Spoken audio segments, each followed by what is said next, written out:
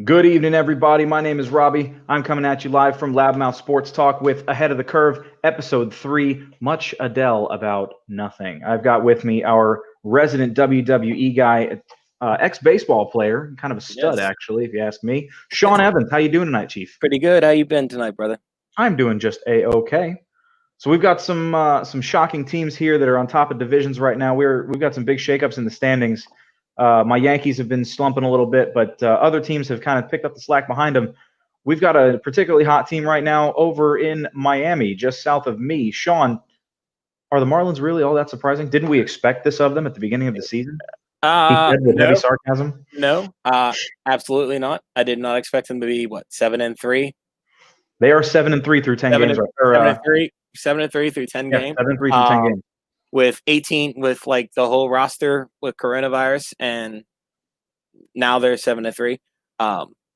Their pitching is surprising, and Top their 16 offense, ERA in baseball. their offense is surprising. So I don't get it. I mean, we've seen this from the Pirates, I think, a few years back when they were contending, and we actually made the playoffs. So I think it's a little bit of like that thing you're seeing with young guys trying to make a name for themselves.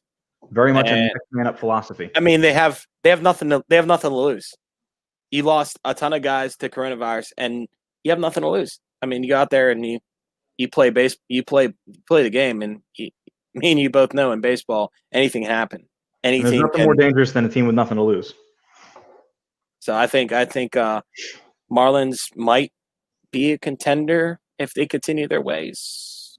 Could they? Do you think? I mean, they would have to keep up a pretty ridiculous level of production out of some guys who. Yeah, but you're in the National League, and the East does look pretty wide open right now.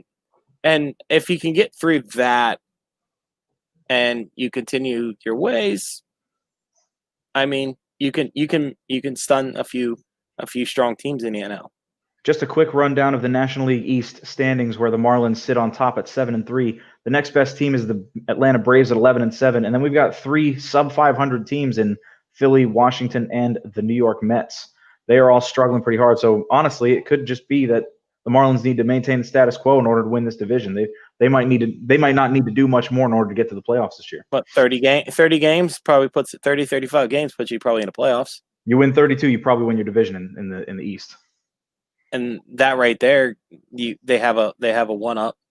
So then you continue. It's not like they're playing in the American League where you have some strong teams in the American League that would just wipe the floor with them. So yeah, if you drop that team in the AL East or the AL Central, they get thumped. But yeah, they have the benefit of playing with the Braves, who are still doing their thing, the Phillies, who are vastly underachieving, actually one of the worst offenses in baseball this year, the Nationals, who they must just have that World Series hangover, and the Mets, who seem to be they have a difficult time getting out of their own way year in and year out. Shout out to all 1 or 2 Mets fans in Orlando that may be watching this. Your Mets can't get out of their own way, and I'm sorry. No, they cannot. Let's talk about another team that we are shocked by. Sean, how do you feel about the Detroit Tigers? I'm not shocked. I mean, they were always a solid team every year. I mean, they always came out on, somewhere in the top standings. I've never seen them with an actual losing season. Things have been really rough for them the past couple of seasons, but it seems like all the investment. I mean, they've had no less than 98 losses each of the past 3 years, but the things that they've taken from those 3 seasons are high draft picks and young guys coming in to produce. Right. I mean, and on top of that, you got Miguel Cabrera playing like he's 28 years old again. Yeah, he's playing like he just got drafted. So, I mean, you have that, and you have a solid management team there too. The management in that organization is phenomenal. I mean, I was surprised and excited to see, not necessarily excited as a fan, but excited as a baseball fan to see Ron Gardner take that job over. He's somebody that I've been a fan of for years as a manager. He had the Twins for a few years when they were on top of the world, and he's been doing a great job with this young core that's been coming up. They've got they've been another team, just like the Marlins, a very next man up philosophy sort of offense. And the leadership that Cabrera is carrying right now with that team. I think, talking to the young guys in that in that locker room and coming out on a field. I mean, it's baseball. Go back to your fundamentals. That wins you ball games. So I think that's what Detroit is doing really well. Marlins are doing really well. Athletics are doing that too. So I mean, you have teams out there that are just playing fundamental baseball, which all in turn wins you games.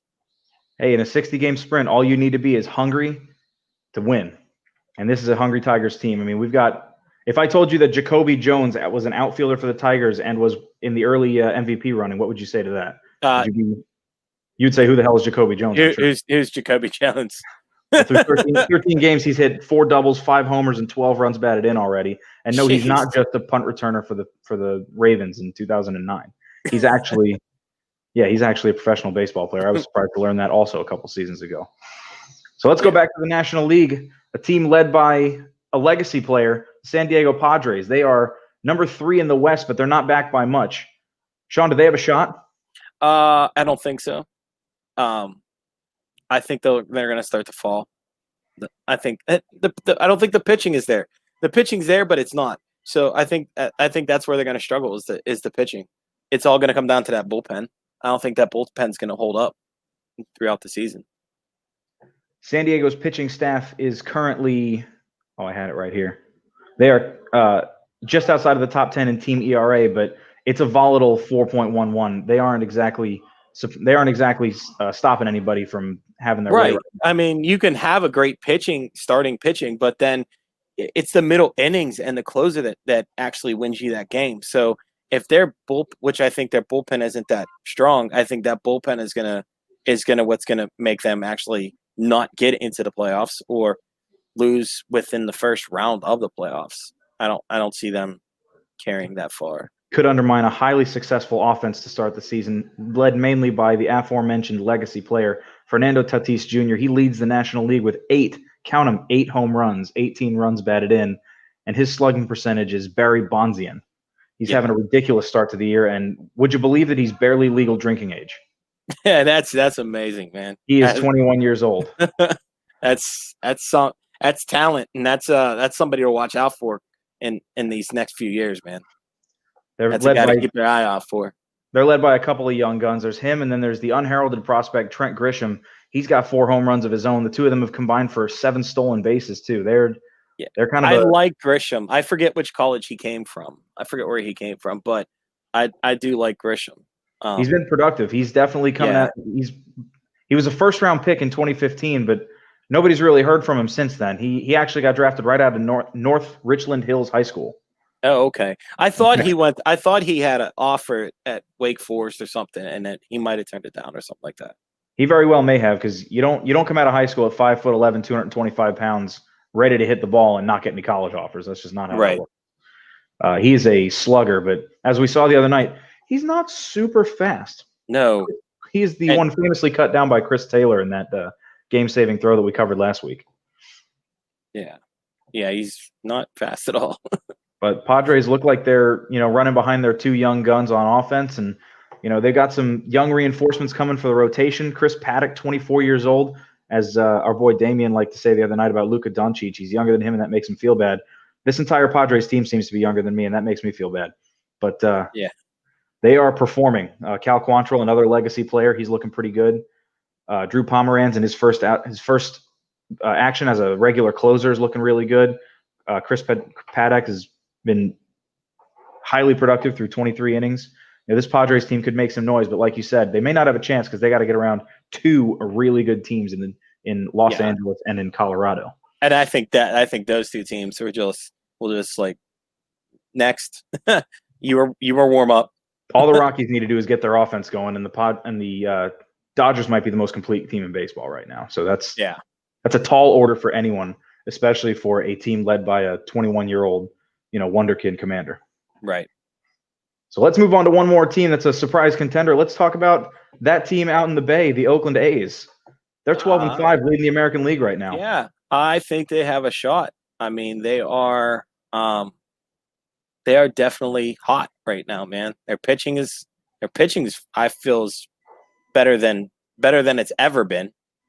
Their bullpen, I think, it's been better than it's ever been, and they're hitting the ball. putting a bat on the ball, man. I mean, they're it's not just home runs. I mean, they're really putting guys on base and having them actually score. So They are number 4 in the American team in home runs right now. It's not a Billy Bean situation, but yeah. Well, the money ball is still very much alive and well there. They do have Matt Olson's got 16 walks in 17 games. Ramon Laureano's got 10 walks in 17 games and a very difficult hit by pitch that we will address here in a few minutes.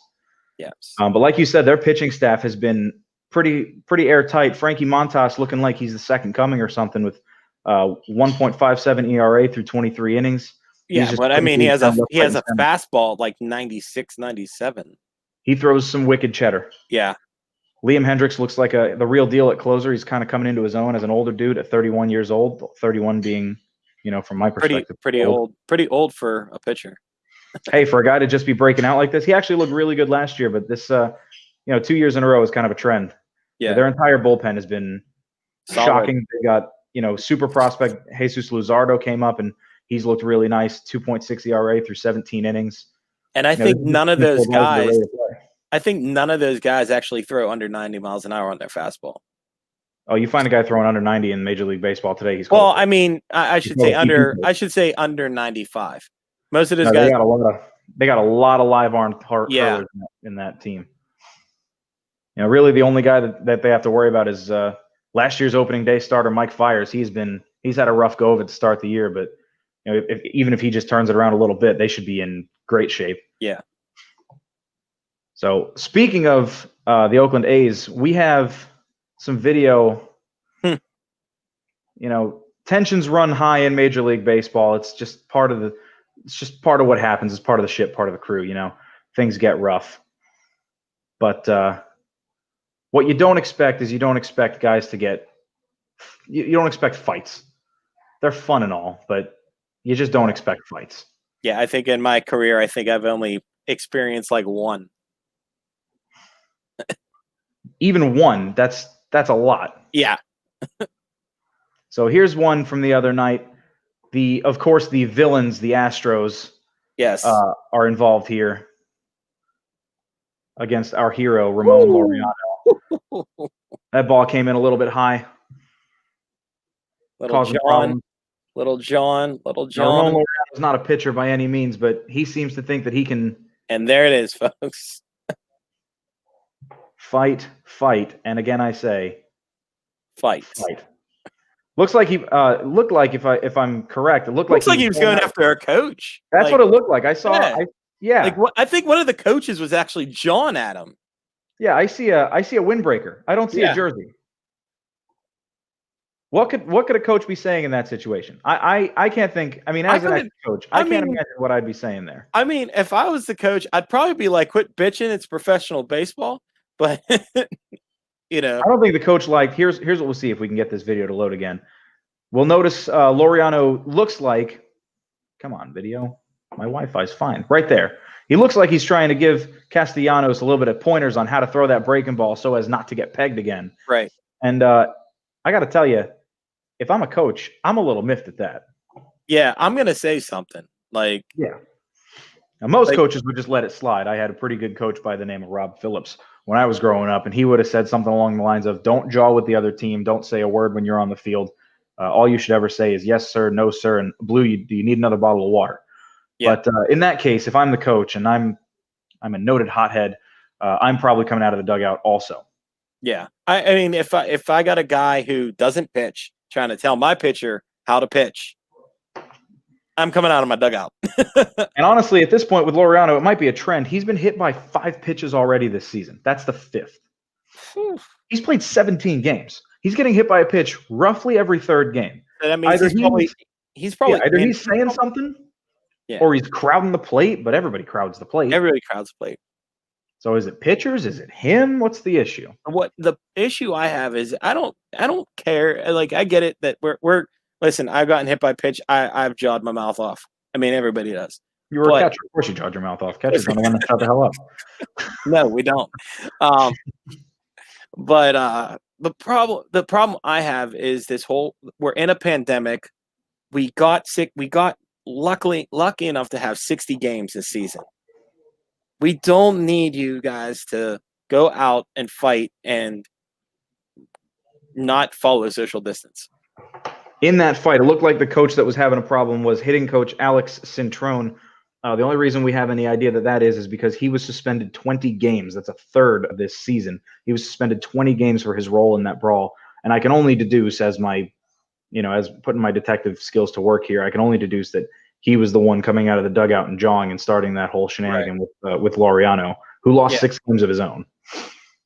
So, yeah, it's just it's a bad look. It's a bad look. It's a bad look. And the commissioner, well, we won't even talk about him because he's kind of a pansy ass when it comes to fighting. But yeah, like, I don't hate fights as a part of baseball. With how rare they are, it's not like hockey where there's a fight every match. It's baseball. There's a fight maybe every blue moon or every 6 months. Yeah. And when there is a fight, it's a big one. It's a benches clearing brawl. And everybody said not to bring a bat. Yeah. When you see a fight, I think they only get 5 to 10 fights in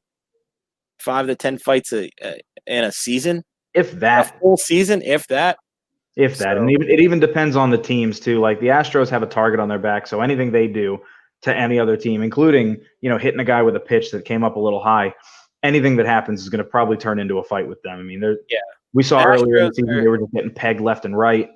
Our Lord and Savior Joe Kelly decided to take things into his own hands and throw things a little bit close. And anytime the Astros are involved, there's going to be some bad blood this season. Astros put a target on their back. They wanted to go out and cheat, and and that's on you. They did it to themselves. You did it to yourself, and I'm surprised and I don't think they got that big of a punishment either. They got a slap on the wrist. So teams are going to come after you when you cheat like that to win a World Series. Teams are going to come after you if you get a slap on the wrist. I know that 20-game suspension for their hitting coach is bigger than most of the punishments that have been levied against them so far for the entire cheating scandal. It seems like the biggest punishment they've gotten is their 7-9 record right now. Could they really have been that affected by banging trash cans around? I mean, is that the team they are? They're a 7-9 team, not a. At this time last season, I think they were 11-5. Yeah, I mean, I think without the cheating, I don't think they would have won the World Series. So you don't think so? No, because they were hot. They're one of the most complete teams we've ever seen. They were good, but I mean, if you're not banging trash cans, you don't know what's coming then.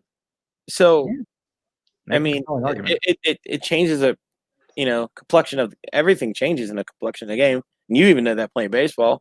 If you don't know what's coming, if I don't know a fastball's coming, I'm probably going to think it's a changeup, and I'm going to swing early. So trash cans or no trash cans, they do still have a couple of guys producing with the bats. Yuli Gurriel, who he grew up, he grew up in Cuba with his dad, former Cuban ball player and longtime manager.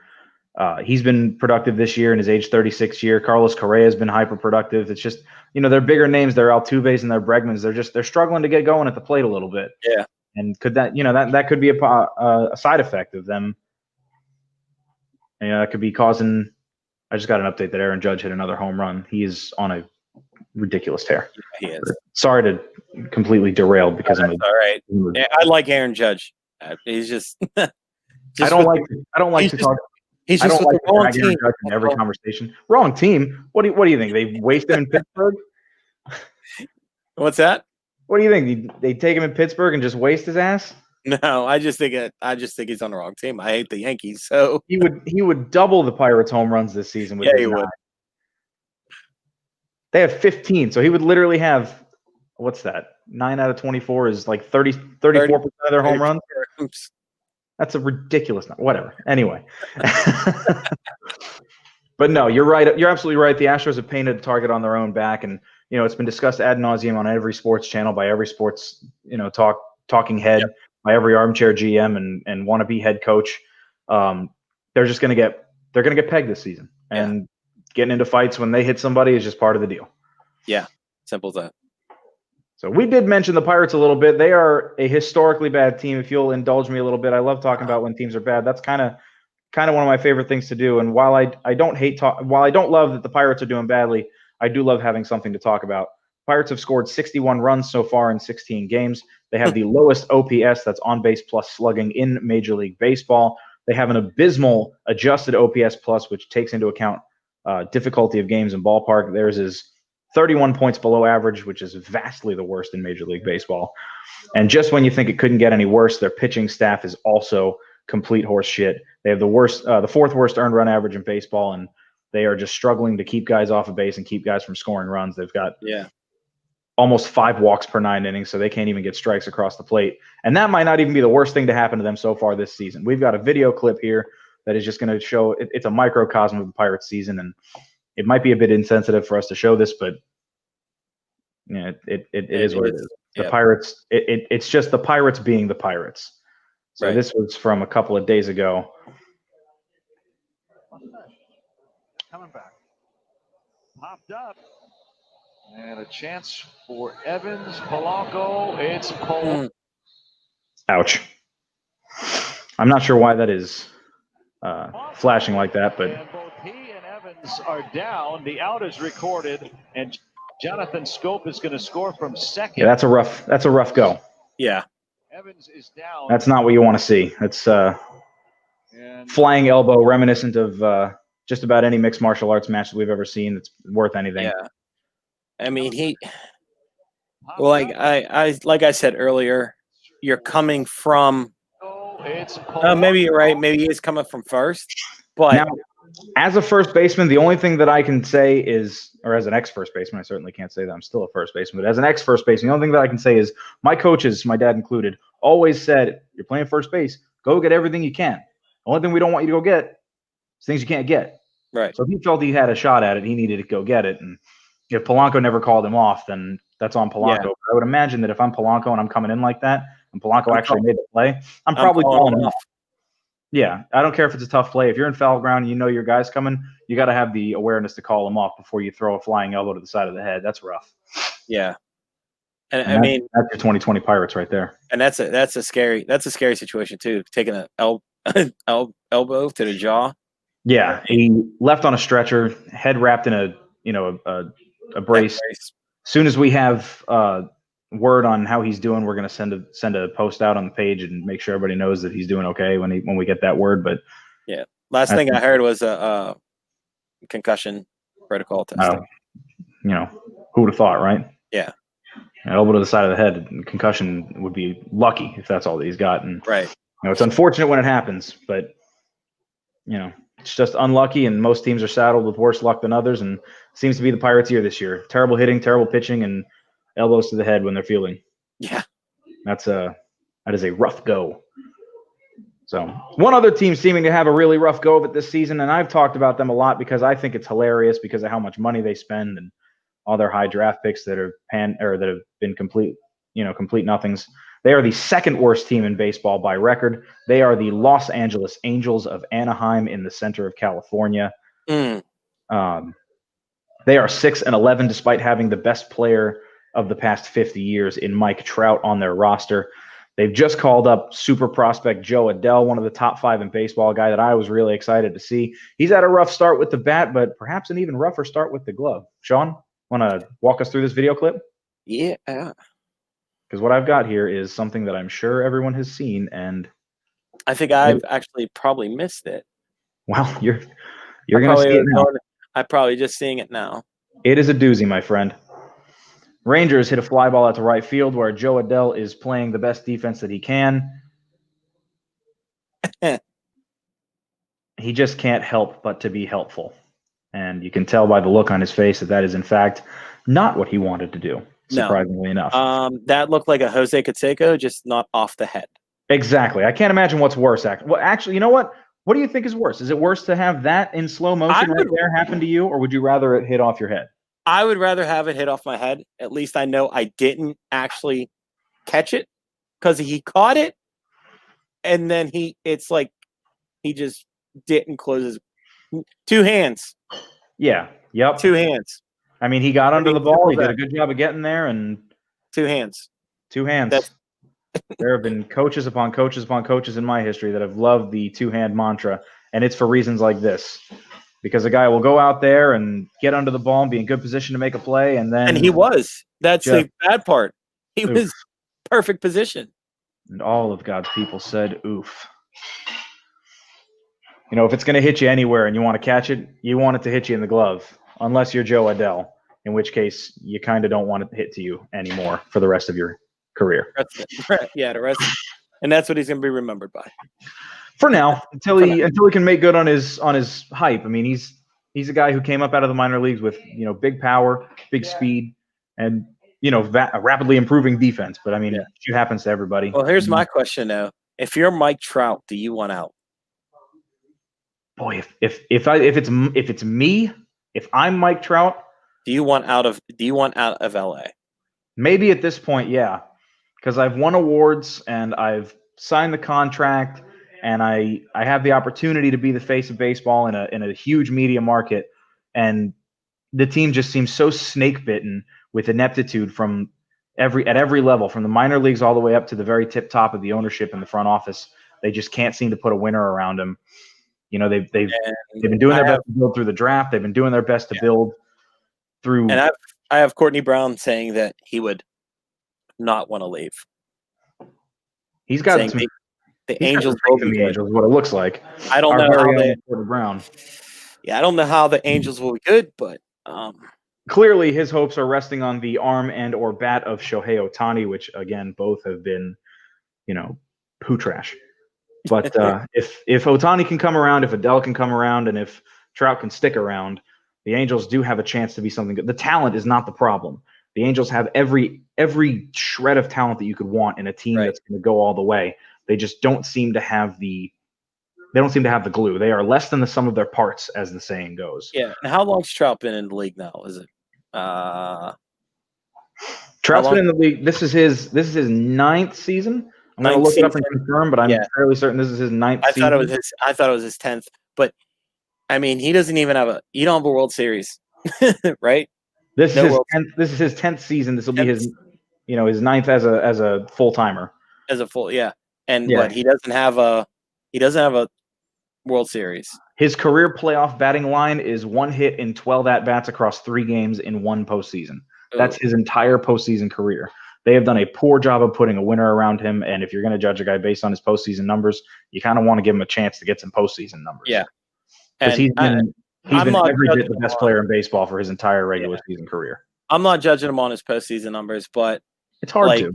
It's hard. But Courtney's saying no, I wouldn't leave. I would start saying, hey, I want to win. It's got to be hard. I want a contender. It's got to be hard for him too, because it's not like the front office isn't trying. They tried to bring in Josh Hamilton. They tried to bring in Albert Pujols. They tried to bring in they had Jared Weaver for a long time, who was a great pitcher. They brought in C.J. Wilson, and just every single guy that they've either brought in or retained, with the exception of Mike Trout, has just flopped miserably in a pile of their own shit. It's just you brought in Pujols towards the end of his career too.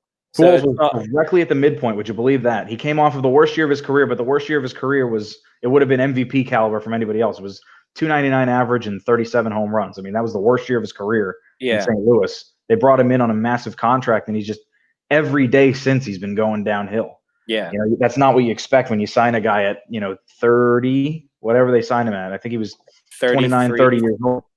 Yeah, 29, 30 years old. And I wouldn't. He's 40 now. Yeah, they signed him his first year as an Angel was at 32 years old, and he had just come off of an 11-year stretch where he hit 445 home runs. You don't expect him to just completely tank off the face of the earth, but he did. He's hit 30 home runs 3 times since, 40 home runs once. He's just been abysmal since then. He can't get on base. He can't hit for average, and he might be the slowest man on the planet. Right. So when you even bring in the greatest right-handed hitter of a generation and he flops, you kind of got to believe that your organization is snake bit. If I'm the Angels, I might even consider relocation to Vancouver or something just to restart something. I mean, at some point, at what point do you swap your major league and your AAA team and just see who does it better? Yeah.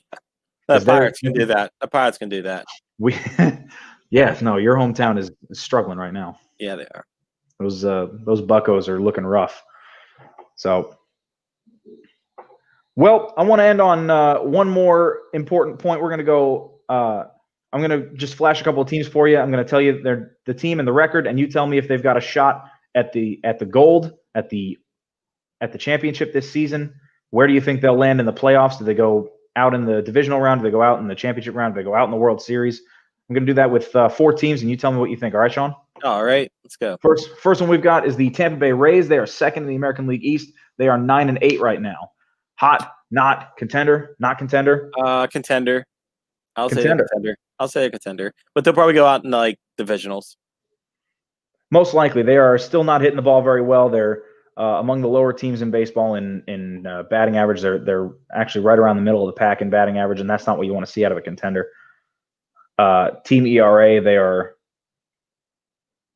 They'll give teams in the divisional problems, but yeah, they seem to be more scrappy than contender at this point. Yeah.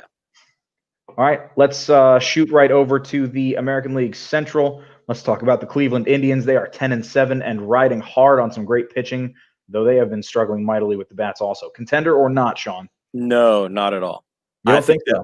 I think further down this season, it's that bat struggle is just going to continue worse and worse, and you're going to see them start to just fall off. So you don't even think that a team with a team ERA of 2.04 and perhaps the top pitcher in all of baseball and Shane, not Justin's brother, Bieber, you even think they're going to go cold a little bit? I think they'll just start going cold. All I think it's going to happen. Let's jump into the National League. I've talked about them before. I want to talk about them again. Colorado Rockies. Do they have a real chance? Are they truly the top team in the NL West? No, but the way the West is going, they probably have a shot. They probably are a contender.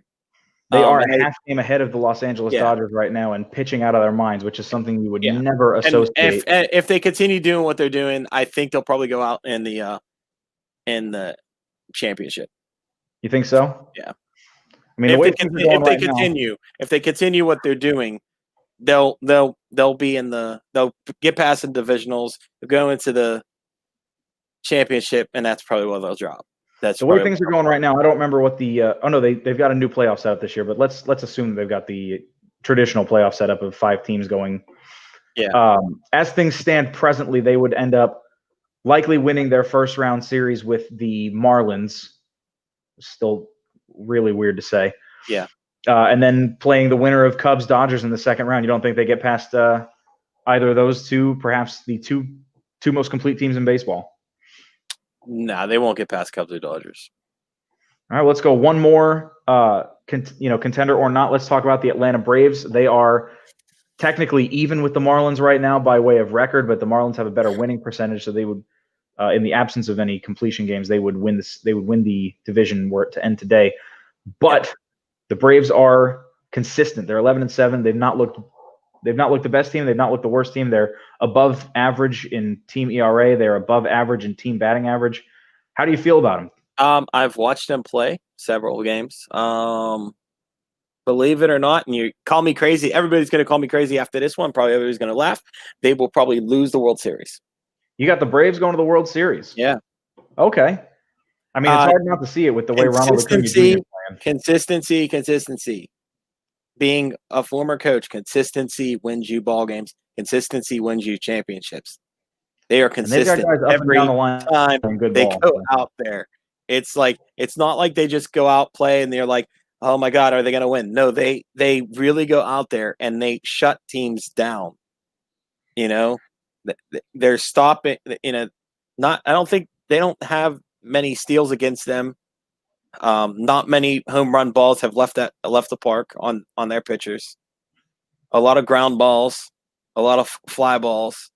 The runs are not as high. So they're actually fifth. They are 5th in the National League in strikeouts as a pitching staff. Also, right now, that's a fun fact. They're ringing them up. So you think they're going to be able to overcome the loss of Mike Soroka for the rest of the season because he's out with a torn Achilles. Yeah, I've seen that. I think they will. I think they have the talent and that consistency again to go. And that's beating the Dodgers. That's me telling you beating the Dodgers and the Cubs. Okay. I mean, they'll have to get past the inexplicably red hot Marlins right now too. Yeah. Marlins they're gonna start falling off. Yeah, I mean, maintaining might end up being really difficult, especially with a team like the Braves coming up hot behind them. Our very own Courtney Brown says he's got Dodgers Yankees for the World Series this year. I'd have a hard time arguing, but I'm afraid of the A's and I'm afraid of the Twins. What do you think of a Dodgers Yankees World Series? You and 900,000 other people who are, hoping for it. Yeah. I don't think the Dodgers Yankees. Like I said, I think it will be Braves and the American League. I don't know if it'll be the Yankees. I mean, I know the Yankees are hot, but I mean, if I had to really think about it, they probably will, just because of how hot they are. But I think it'd be Braves, Yankees, World Series, Yankees winning like how does it work in the playoff series now? It's 7 games. Seven games. So I'd probably say 4-2. Okay. So the Yankees are another team with some starting pitching warts, much like the Braves, except unlike the Braves, it hasn't been because of injuries. It's been because the 2 left-handed dudes, Happ and Paxton, have been horrible. Yeah. But that's crazy. Happ and Paxton horrible, and then you got Garrett Cole. Garrett Cole's been up and down. He started out hot, and he looked like BP at the end of his start the other night against the Rays. Yeah, just that's something they're going to have to figure out. Somehow they still have an above average. They have an ERA that is better than the league average right now as a team.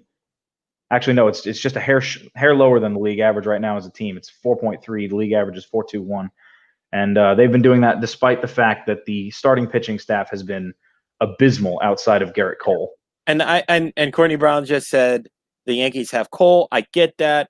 The Yankees do have Cole, but like we just said, Cole is he's hot and then he's cold. So cold. So he's says that's all they need come playoffs, and he might be onto something there because Garrett Cole showed out last playoffs. I mean, he had a rough last start in the World Series, but he's got the track record now to prove that he's there to stay. He's there to play some good ball. Even with his rough outing the other night, he's got a 3.22 ERA with 26 strikeouts in 22 innings. He's still. I don't think that's all. And I don't think that's all the Yankees will need to come playoffs is Cole. Their bullpen has been absurd. Yeah. Of their 6 most frequently used pitchers so far in the bullpen, the only one with an ERA higher than 3.6 is Mike King, and he even did hit. He had the most of his damage done against him in his one start of the season. Everyone else, from Zach Britton all the way down to the unknown David Hale and Ben Heller, have been productive and useful. So, another team with a next man up philosophy. That's what happened with last season. Yep. It's likely what's going to happen this year. They're going to just keep riding the hot hand when it comes to the bullpen and hope that the starters can get through 4 innings. Yeah. But I don't know. I don't know if I agree with the Yankees-Braves World Series. I'm not allowed to say that I see the Yankees in the World Series because that would make me a homer. I got to tell you, it's going to be hard to beat the Athletics. Their pitching staff, the way it's been, and the fact that they've still got Matt Chapman playing at an MVP level, and Matt Olson is coming alive with the bat. He had an absolute moonshot the other night. They got the bats and the arms to succeed here, and they've put it all together so far. 17 games, they got 12 wins. That's nothing to sneeze at. And believe me, me saying the Braves going to the World Series is hard on my heart anyways, being a Pirates fan. So I hate the Braves, but I've been watching and I just think they have it. They are definitely a complete roster. Yeah.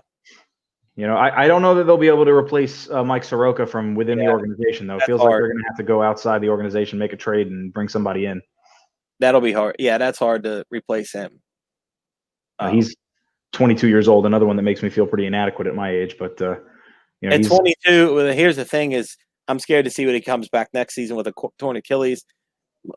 Most guys don't – you come back from torn Achilles, you're not the same. You're not the same guy. There's a good chance that he comes back to be most of what he was, though, because a lot of the guys that hurt themselves and come back to be less than they were, they're fireballers. They're guys that come in and they're high strikeout numbers and they're trying to get the corners and they got high walk rates. But Soroka, he throws a hard fastball, but he's much more been about location. He doesn't strike out a whole lot of guys, but he walks absolutely no one. He's much more in the Greg Maddux school of pitching. Yeah, that's what I was going to say. When I was watching him pitch, he reminded me of like a Greg Maddux. he's kind of the guy you can catch with your eyes closed. I mean, he's laser beam accurate. So it'll be interesting to see him come back. Most likely end of next season. I don't see him coming back early. It's already August right now, so he's looking at a 1 year recovery time with a torn Achilles most likely. Yeah. But I'll be excited to see him come back next year and contend for another Cy Young in 2022. Yeah, absolutely. In which case he'll still only be 24 years old. So in the meantime, it's going to be up to Max Fried, another highly touted prospect, to hold things down, and depends on who else they pick up. I think that bullpen, I think that pitching staff, I think they're all going to pull their weight. Knowing like, all right, we had a really great pitcher out here, we lost them. We got to pull up the slack of what we're missing. So I think those guys are going to come through for the team and be like, all right, let's pick up where he left off. You may not need a whole lot of pitching with an offense like that. Freeman's coming out of his shell a little bit. Acuna's still hitting the ball a country mile. Yeah. Ozzie Albies is holding things down at the top of the lineup. Nick Markakis, he had a walk-off in his first game back from because he had said he was going to sit out the season. He came back first game, hit a walk-off. That's a well put together team. They're well put together. They're well coached. And I love I love their coaching staff. Their coaching staff's awesome. They're calling great situational baseball right now. Yeah, they're one of the most complete teams in Major League Baseball. Certainly the most complete team in the National League East. They're hard to beat, and they're going to continue to be something pretty special for a long time, given that they are led by a bunch of young dudes. Yeah. So, Sean, you have any parting thoughts for us? None. No parting thoughts, man. None? None. Well, thanks so much for joining me. This has been a blast. Hope to have you on again soon. Thank everybody for watching. This has been Ahead of the Curve. I'm Robbie Phillips. Make sure to get your shirts from Bombshell Bowling. Got loudmouth T-shirts and tank tops and muscle shirts and pants and jock straps and headbands soon to come. We got stickers coming and really waiting on those jock straps. I know Sean is too. Anyway, have a great night. Thank you all for watching. We'll see you next time. See you.